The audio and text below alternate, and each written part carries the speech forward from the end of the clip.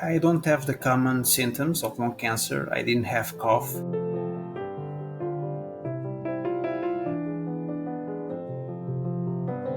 The only thing that triggered me to go to the doctor, it was a headache mixed with a blur vision. So basically, I was running on a pool with my daughter, and I start to feel a headache, but I ignore it. At night, when I was reading, I feel my vision like funny vision. So I didn't have my peripheral vision 100%. I didn't see my hand moving like this. So I go to the doctor Google, and it point me to an aneurysma, but unfortunately it's not an aneurysma.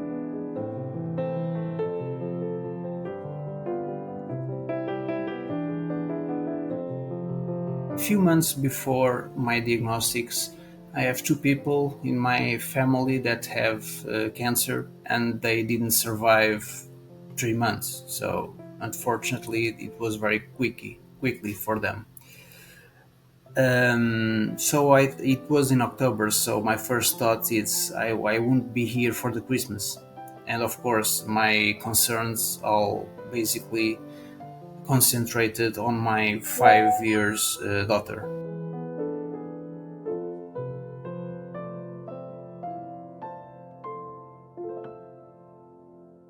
Hi, my name is Filipe. I was diagnosed with stage 4 lung cancer at the age of 36. Before lung cancer, I have a normal life, so I was an IT systems administrator and I work for an insurance company. Lives go well. I have a 5 years daughter at the time that I have my diagnosis. I am married, but I'm healthy. I used to say I'm healthy all the time, and I don't drink. I don't have behaviors that justify my diagnostics. So it was a shock. Comparing with other patients, I was very lucky because my diagnostics takes like one day. When I have that headache, I go to the doctor, and I was lucky because the first thing that the doctor asked me to do it is MRI, a brain MRI. Usually, it's not the first choice, but I was lucky, and I did the MRI. And when I was on the MRI machine, the technician asked me to wait because he wants to call the doctor. And I asked him why, because the results takes at least 1 week. And he said, no, but the doctors need to see this.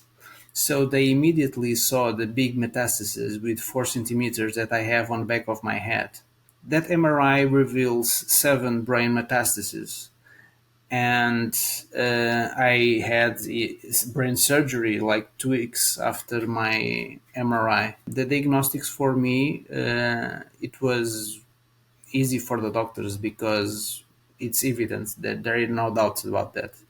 They told me that the cancer should the primary cancer should be lungs because lung cancer usually metastases for the brain very quickly, and they are right. They did a CT scan and they biopsy the primary site, and they confirm that is lung cancer stage 4. When I was on appointment with the doctor and my wife, she was with me, and he said that it was cancer, and I I don't want to believe it because I never smoked in my life. I have a healthy life. I usually don't go to the doctor, so it was a very awkward for me. So I start thinking about second opinions, but the doctor said there is no doubt about it. So yeah, it was a shock.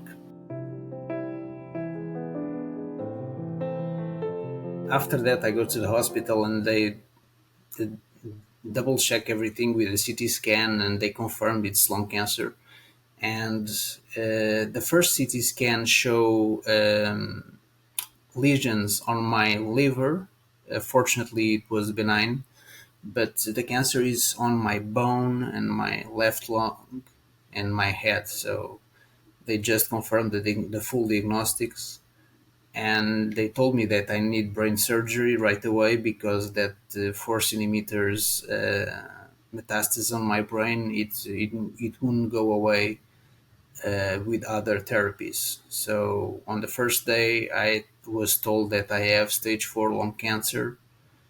It's the worst case scenario, and I need to have brain surgery. It's the last location where a patient want to have surgery. I started with a private hospital where I was diagnosed, and the first thing that they think about it, they want me to have radiotherapy to my brain. So I was lucky because I asked for a second opinion in the cancer center. Uh, in this cancer center, the only thing that they do is deal with cancer. So more oncologists, more opinions. So and they disagree with the first doctor because the first uh, the brain metastasis with 4 centimeters will not respond to radiotherapy. So they said me that I need to have brain surgery instead of radiotherapy, and because I am a non-smoker patient, I will probably have a mutation.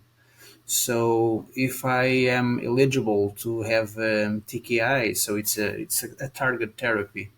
Usually, the metastases respond very well to this kind of therapy. So I dropped my first hospital and start to be treated on that cancer center. Um, yeah, but I had brain surgery to remove the biggest one, and after the mutation confirmed, I'm EGFR. I started Osimertinib. It's a very common therapy for EGFR patients. Second opinions are very important. There is a very few margin of error in this disease. If you don't choose well the treatment, uh, you you maybe cannot choose another one because one error with the stage 4 could be lethal. So there is a very few margin for error. So second opinions and listen all the doctors are very important. Second opinions, third opinions, whatever you need. Brain surgery. It is tough to think about it, but it needs to be done, and there is no other options for me at the time. So actually I was very lucky with my brain surgery because the metastasis is on the surface. So the doctors don't need to navigate into my brain to remove it. It was booked for 4 hours, and it only takes 50 minutes. So the doctor says it was a very easy surgery because it's just right there. When they remove the bone, it immediately goes out. They don't need to do a lot of things. Yeah, but it was tough. I wrote a letter saying goodbye to my family and things like that for them to open in case that I die because brain surgery, it's terrible to think about that. But fortunately, everything goes well, and 24 hours later, I was standing up, walking. At the time, I didn't understand why it's so important, but basically, the biomarker will define what kind of treatment that you have. So it's an expensive exam, but it's a very needed one because the biomarker will define what kind of cancer do you have and allow you to choose the best treatment to that cancer. And sometimes with these new targets therapies, cancer patients can be on the targets therapy for ages. So just taking one pill a day So it's a very important biomarker. The biomarker could save your life, basically. After starting a target therapy, well, the average free progression survival of the osimertinib, the target therapy that I do, um, is 18 months, and I have a very short run. It only works for me during the first 9 months. When I started osimertinib, so osimertinib, the first in the first months, osimertinib was very good because it cleared 4 brain metastases, also cleared my bone, and reduced my lung cancer primary site. After 3 months, I start to have what we call like early progressions. So my kidney, it appears the metastasis on my kidney. We also, with a needle, biopsy the tissue and did a biomarker to confirm if it was the same cancer, because it's very unusual in lung cancer have metastasis on the kidney. So it's confirmed it's the same cancer. So we did cryoablation on the kidney. So basically, we froze the metastasis with argon to kill the cancer cells. Uh, and I also did radiotherapy to my lung, SBRT, because my lung, it starts to have a very activity on the primary site. So I did a PET scan and the SUV, the units that we use to measure. It's like 22, and it's very high. So I had radiotherapy. So osimertinib never works 100% for me. And after 9 months, last August, well, August last year, 2023, I have a severe progression. Osimertinib stopped working completely. And at the time, on August 2023, I had no other options on the markets. There are no drugs. So I was very lucky because my current treatment, it's called Amivantamab. And at the time, Amivantamab, it's chemotherapy. It's actually ADC, but it's mixed with chemotherapy. So at the time, Amivantamab, it's only used for EGFR exon 20, and I am exon 19. So the data starts to come out, and they show that the Amivantamab is also effective for exon 19. I was very lucky because at the time I have no options left, and Amivantamab just appeared. But I was very lucky because of that drug that comes out. Uh, it's it's frightening thinking about it. Have run out of options and only rely on the drugs that are not effective for your disease. It was like the sensation of the when you receive the diagnostics that you think that you are going to die, but this time I have more information. I know exactly my options are, and very few, and I was more aware of what is happening. On the beginning, everything is new, and you start to collect a lot of information. But when I have the progression last year, I know exactly what is going to happen. Well, now it's not so comfortable. The target therapy is just one pill a day, and you can stay at home all the time, or have a normal life wherever you want. And it's completely different. Basically, the amivantamab and the chemotherapy, it's in your vein, so you need to stay at the cancer center like for 6 hours every 3 weeks, and it's not target. So basically, it attacks the cancer cells, but also attacks the healthy cells. and you start to need to deal with the side effects. And well, of course, the major one for EGFR is it's the skins. That's why I'm having these pimples all over my body. And it's not it's not so comfortable as target therapy. Yeah, you need to reorganize your life according to the infusions days. Of course, I can postpone 1 week if the toxicity is too high. Sometimes I do 4 weeks instead of three. Yeah, I can show you my fingers, as you can see.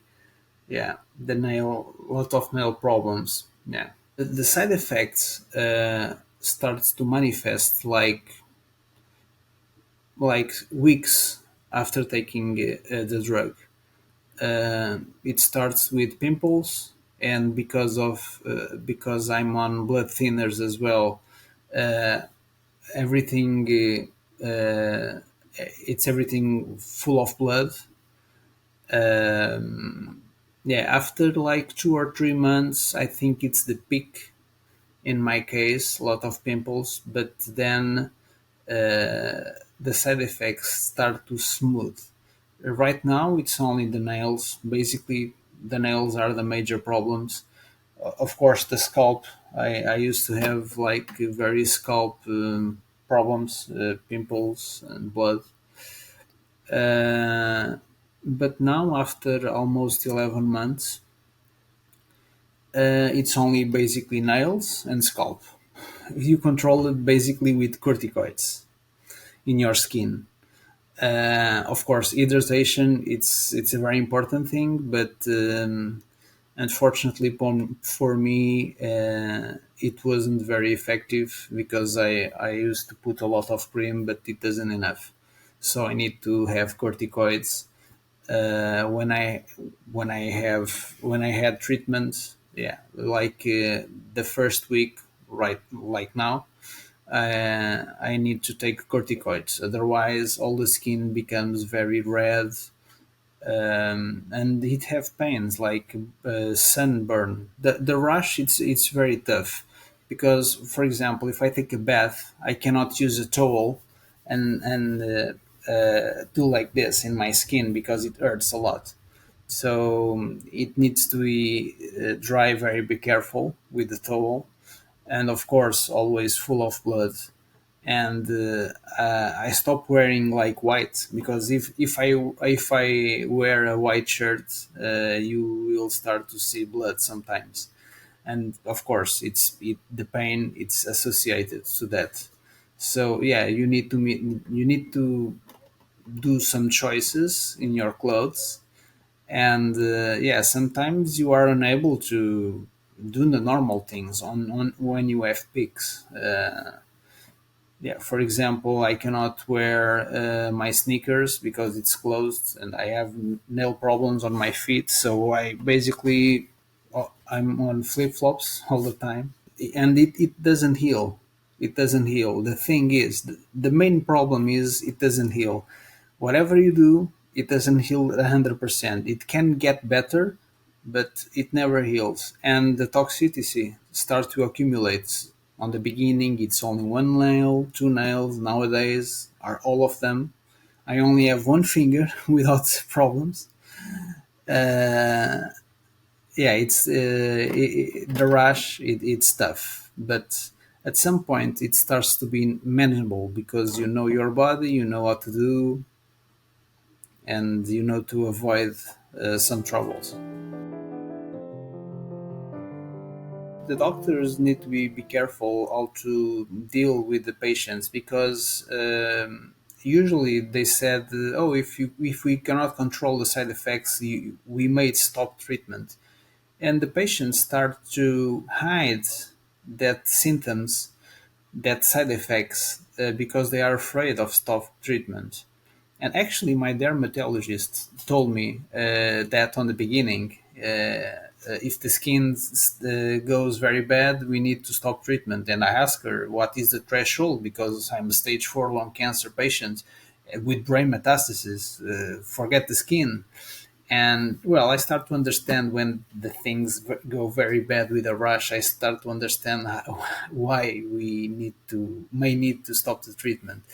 But one of the things that are not said to the patients is that the treatment can be flexible. Instead of every 3 weeks, you can do it sometimes four, like I do now. And 1 week make a lot of difference for the patients. The toxicity start to come out very quickly. So 1 week can make all the difference. And it's very important for a patient to know that everything is flexible. Uh, and regarding doctors, I'm very happy with my current doctor, but it's my third doctor already. And you need to advocate for yourself. With all respect, of course, the doctors need to understand that they are working for us and it's not the other way around. And the patient have the power to do everything he wants. He can stop treatment, he can postpone treatment, whatever. It's our life because it's actually our life. So we have a word to say and we need to be heard. Otherwise, we can change the doctors, we can change the medical team, everything can change.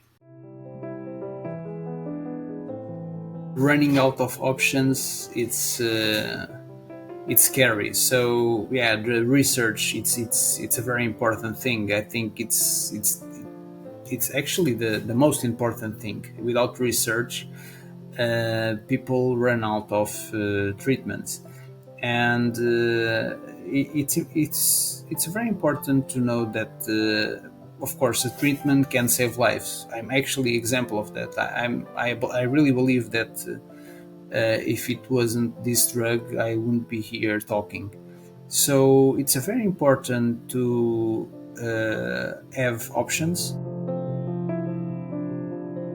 Well, my advice, it's not looking for statistics because they are currently wrong. There are more developments on lung cancer in the last 5 years that was on the last 50. So a lot of things happening, like the first target therapy, I think that appears officially on 2018, Osimertinib. So it's very recent. The data online, it's outdated. Yes, the statistics are wrong, basically, and there is a lot of hope uh, there. The word cancer, it's a monster, but there is hope.